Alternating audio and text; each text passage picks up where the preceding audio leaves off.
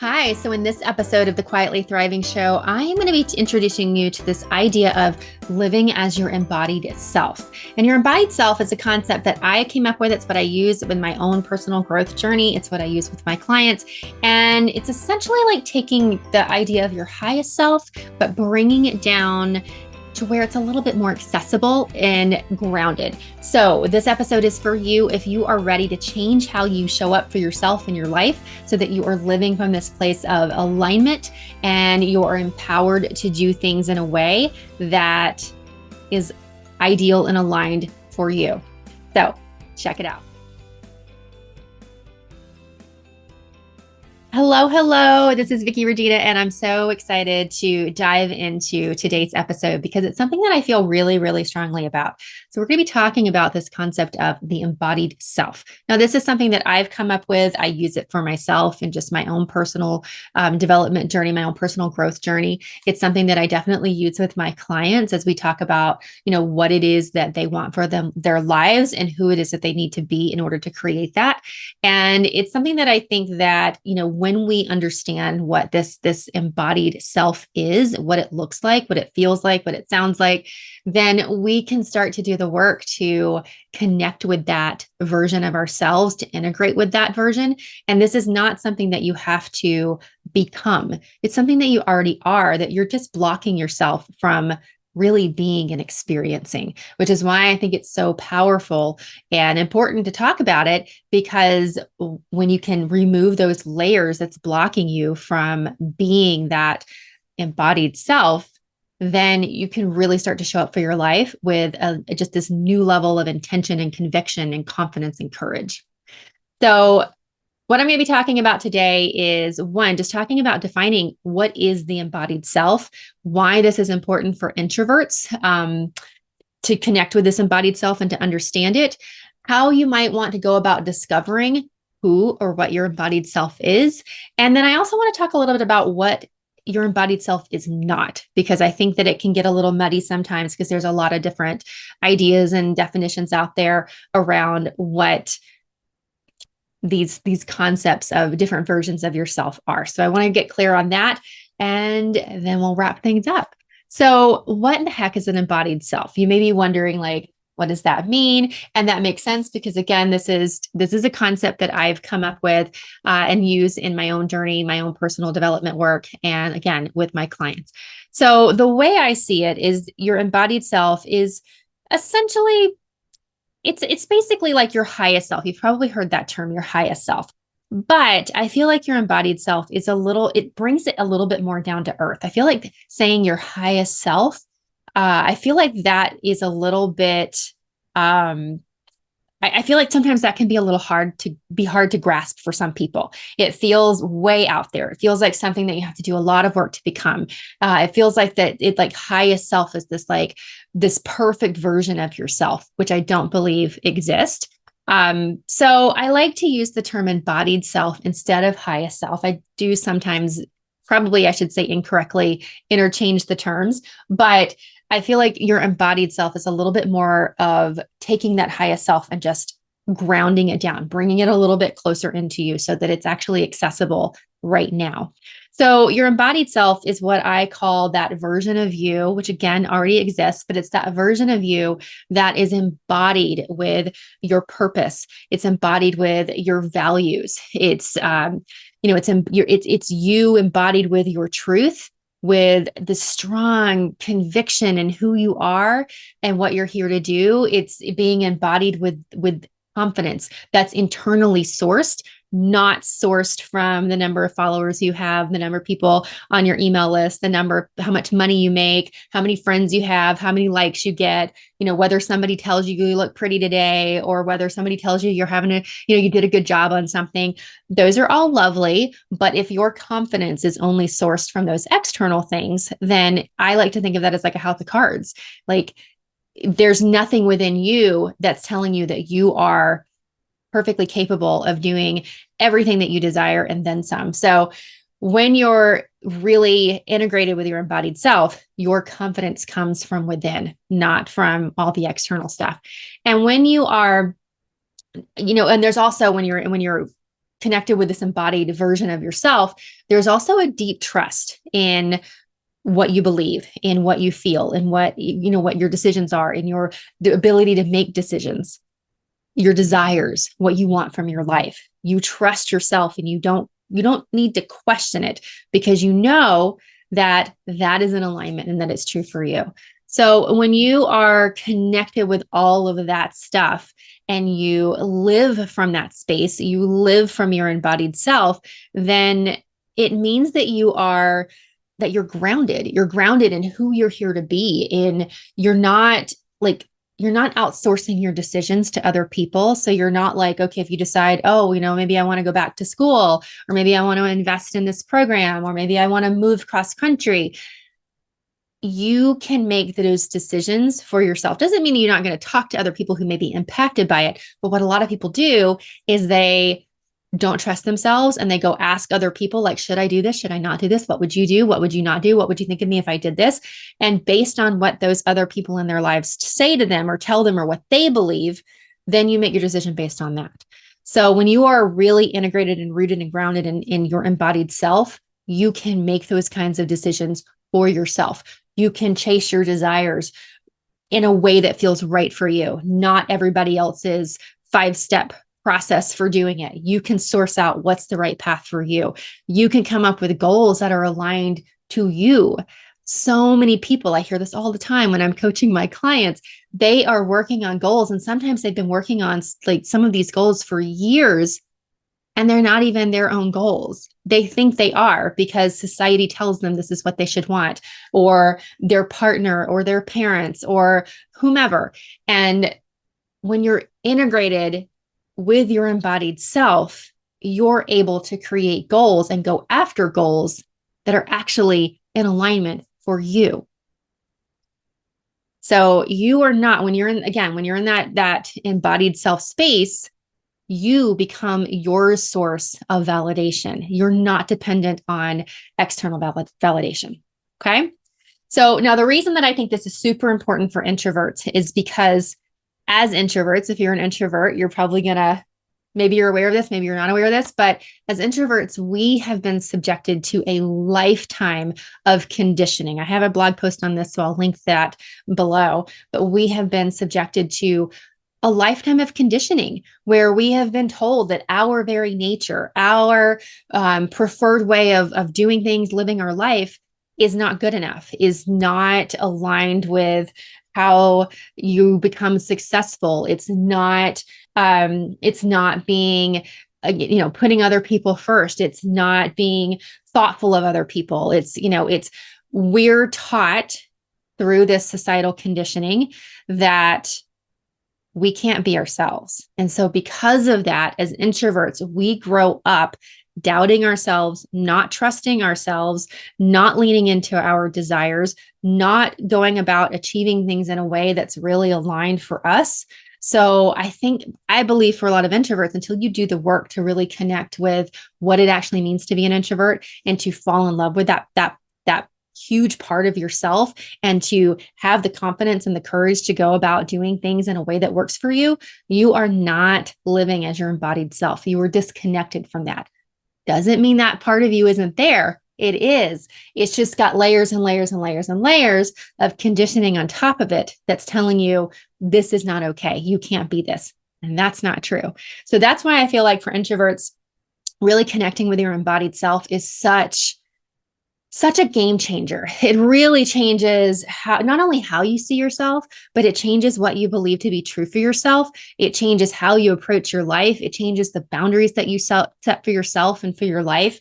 And it changes just your overall experience of your life, which is huge. Not enough of us focus on what's my daily experience of my life and how can I ensure that I am getting the most out of every single experience. And when you're living as your embodied self, then you are making it a lot easier to do that. It doesn't mean that it erases all problems in the world or that you're never going to have challenges or struggles. It just means that you're living in alignment with you, your strengths, your skills, your gifts, your desires, your goals, what you truly want. And it helps and from that embodied self space, your love for yourself, just self-love, which again is part of, a different iteration, if you will, a different expression of confidence, begins to deepen. And that's huge. That is so huge. So when it comes to understanding your embodied self, revealing your embodied self, discovering your embodied self, however you want to think about that, understand that it's an ongoing process, because as you do work to understand yourself better, to step into your, to your desires, to set boundaries, to grow your confidence, to do things in ways that work for you, to get out of your comfort zone. As you're doing all of that work, you are evolving, you're growing. We never stop growing. We never stop evolving. So that means your version of your embodied self is always going to be growing and evolving.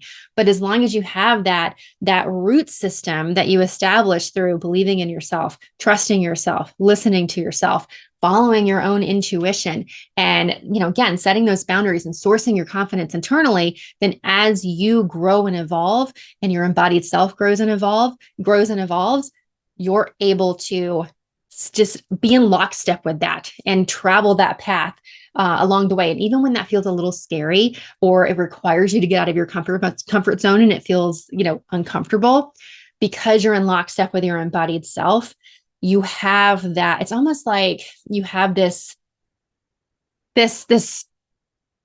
extra protective layer on you, where you can like walk through fire or something like that. Like, it gives you that extra little oomph to keep going. So even when it feels scary or hard or uncomfortable, you know that you can keep going, and that this discomfort that you're feeling, or the struggles that you're going through, you know that that's not happening like to you, it's happening for you. And you know that those struggles are going to help you to evolve into an even more elevated version of your embodied self.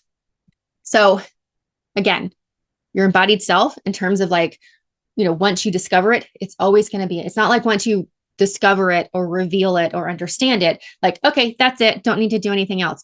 It's that ongoing process. But in order to help yourself get clear on that now, some of the things that you can do is start to explore what your purpose is, and not somebody else's purpose, not what society tells you is your purpose. So you want to get really clear on what your purpose is. And if you're not sure, that's okay. That can be an exploration process for you to get clear on that. And when you discover your purpose, it's going to feel like a fire has been lit inside of you. So if you think you have, well, this is my purpose in life, but there's no fire there, then it either means that, one, it's not your purpose, or you've outgrown that purpose. Your purpose has evolved. Maybe that fire was there at some point in the past. So you always want to check in on that and make sure that you are clear on what your purpose is, and that you are actively working towards living that purpose in some sort of expression or some sort of capacity. Even if it's not like a full-time thing, it doesn't have to be your job, but you are actively engaging in whatever that purpose is on a somewhat regular basis. You also want to get clear on your truth. What is true for you? Again, what's true for me is not going to be true for you. What's true for you is not going to be true for your sister or your partner or your best friend or your boss or your kids.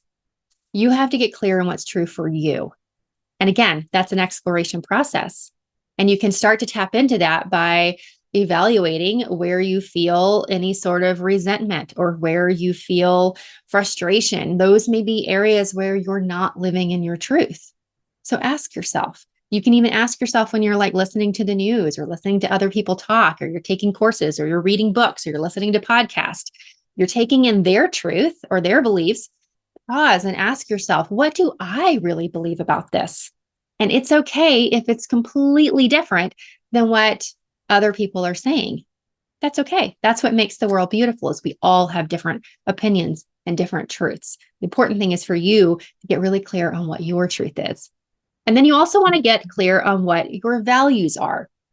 What is it that drives you? So you have a set of values right now that drives you.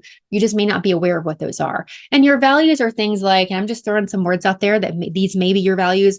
They may very well not be, but like honesty, integrity, those things are all kind of like those value-based type words. My values are connection, purpose, love, growth, and peace.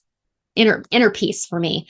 Those are all values that are super important to me, and they drive the decisions that I make in my life. So again, when you get clear on your values, they're going to change how you approach life, and they're going to impact the decisions that you make. In reality, they already are, but when you're more aware of them, you can be more intentional in that. So you then also want to get clear and understand what is preventing you from feeling confident in yourself. I feel like these days, a lack of confidence is like an epidemic that everybody is struggling with, because there's so much performance in the online space, whether it's Instagram, Facebook, YouTube, whatever it is. Everybody's just putting their best face forward, and a lot of times it's not even real. It's a filter. It's a fake face, if you will. I was just talking about that with a client this morning. It's about the filters that we put on ourselves, whether it's visually or whether it's in what we're saying or what we're doing. We're constantly limiting ourselves because we're lacking confidence in ourselves. So explore that. Where are you lacking confidence in yourself? Because that's where some of the work is going to come in to start to source that confidence internally. Which is going to make it easier to integrate with your embodied self and live from that space. You also want to take a look at what is blocking you from trusting yourself. And if you're not sure if you trust yourself or not, then look at how often you go ask the opinions of other people around you because you need their take in order to feel good about the decisions that you're trying to make. Or you don't even want to make a decision. You just rather have somebody else make the decision for you. Or ask yourself where you tend to overthink. Overthinking is a sign of not trusting yourself. So are there particular areas in your life where you tend to overthink the most? That might be an area where you're lacking a little trust in yourself. So explore that. Explore where you are not turning to yourself, listening to yourself, and trusting that you have the answer and that you have the answer that's right for you, and then following that inner guidance. Take a look at that and then explore, go deeper, and see what you need to do to start to source that trust within yourself. So you also want to look at, once you have clarity on all that, I think all of that is going to be, that's going to give you the main keys to start shifting into understanding who your embodied self is, understanding what it looks like to be embodied. And that's when you want to really start to explore, well, what would my life look like if I was living from this embodied self place? If I fully trusted myself, if I was fully internally sourced confident in myself, if I believed in myself, if I knew what my values were, if I knew what my truth was, if I was willing to set boundaries, if I, understood my purpose, if all of that was in place, and again, not from a place of perfection, but if all of that was in place, what would change in your life? How would you show up for yourself in your life, in different areas of your life? You can think about that through your relationships, through your career, through finances, through, your health. You can think about it through, what you do for fun. You can look at all of these different kind of slices of life and evaluate, well, if I was in this space where I was truly living from this embodied place with my purpose, my truth, my values, my trust in myself, my confidence in myself, how would I show up in each of these spaces? What would I be doing? What would I have achieved? What would I be working towards? How would I approach it? How would I be feeling? What would I put up with? What would I not put up with? So you can start to get really clear. And when you paint that picture of what life would look like living from your embodied space, then you can actually start doing things every day to align with that. And again, you don't have to be perfect right off the bat. It's about understanding this is what's possible.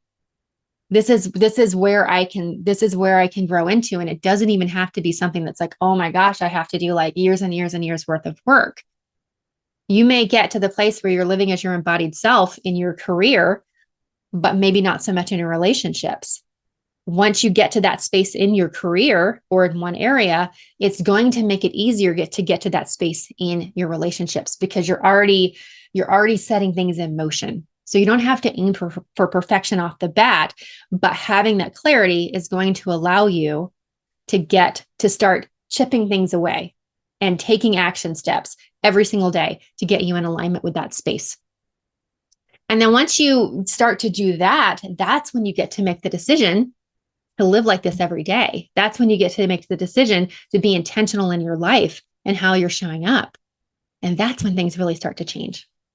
So now I want to quickly talk about, when we think about embodied self and what that means, I want to talk a little bit about what it doesn't mean, because I don't want your mind to start tripping you up on one, trying to be perfect or telling you these things, telling you some things that might make you feel like, well, I'm not being embodied, and basically playing all kind of mind games with you to keep you away from that space. Your inner critics are not going to want you to live in that space of your embodied self, because that's when you're living in this space of freedom from that inner judgment, from that inner, that space where we typically block ourselves and limit ourselves. You've stepped beyond that, and you know how to work with those mean, judgy voices so that they don't block you. So I want to tell you a little bit about what being and living as your embodied self is not, so that when those mind games start to happen, you can put a little stopper on it and say, nope, I know what's going on here. You're trying to keep me from stepping into, being in this space, and I'm not here for that.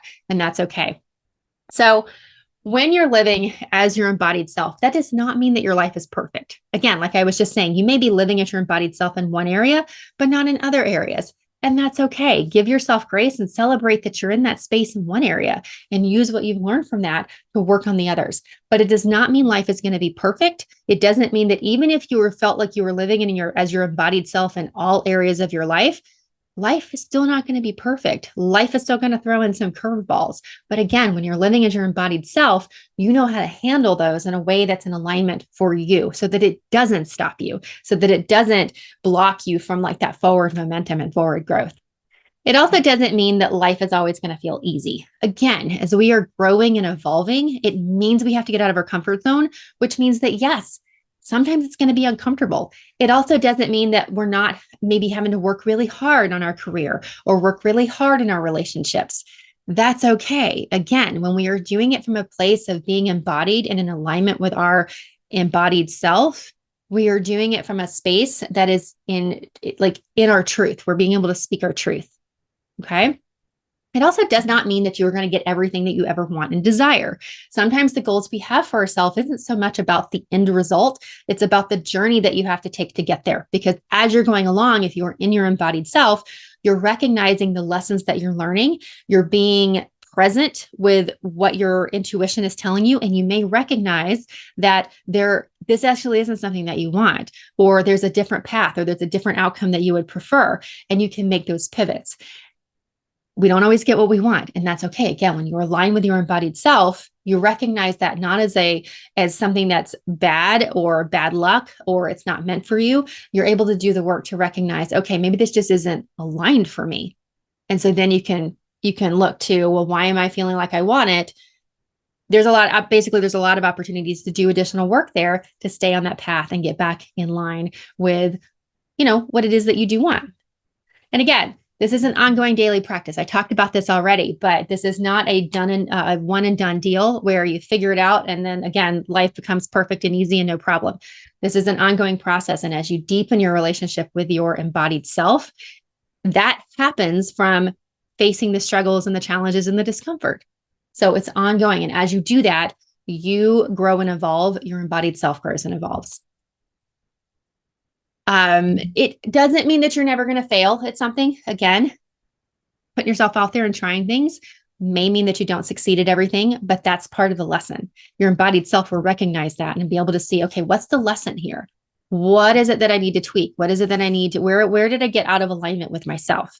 Where was I maybe not true to my purpose? Or where did I veer off from my values? Or where did I not set boundaries that maybe compromised my values? So failure is actually a gift when you're living in that embodied self place. And there may be times when you want to quit. There may be times when you feel like this is just, it's just easier just to go with the flow. And it's just easier to go with what everybody else tells me to do. But once you get really integrated with your embodied self and things start to fall in line and things start to align with, again, your gifts and your strengths and your desires, then even when things get a little hard or there's a little bit of struggle, that desire to quit is going to be less and less because it's following that inner guidance, being in that space of being your embodied self just always ends up leading you to this place that you never imagined. That's always really, really good. So yeah, you're going to fail, but that's part of the game. It's part of the process. When I say game, it's more like the game of life, right? It's always going to be there, and that's okay. That's part of the beauty of it. And so that's kind of it. That's what I've got for you today. I would love for you to take some time to explore, some of the things I was talking about, your purpose, your truth, your values, where you are not feeling confident in yourself. Maybe even explore where you do feel confident in yourself, and evaluate the difference between the two. Where are you not trusting yourself? Compare that to where you do trust yourself, because that's going to highlight the opportunities for things that you can learn to be able to step into that embodied self. And yeah, so choose to go down this path. And if you have any questions, please let me know. This is the stuff that I do with my clients. So if you would like to work on this a little bit further and a little bit more deeply in a supported space where you have accountability, where you have somebody to ask you questions that maybe you don't want to ask yourself, then let me know. I would love to work with you. I will leave a link for you to schedule a complimentary 60-minute introvert awareness and expansion call where we can start to explore what this looks like. And then we can also explore what it would look like to work together to get you where you want to go and living from that space of being embodied with your truth, your purpose, your highest self. So thank you for watching today. If you have any questions, reach out. Do me a favor and like this episode.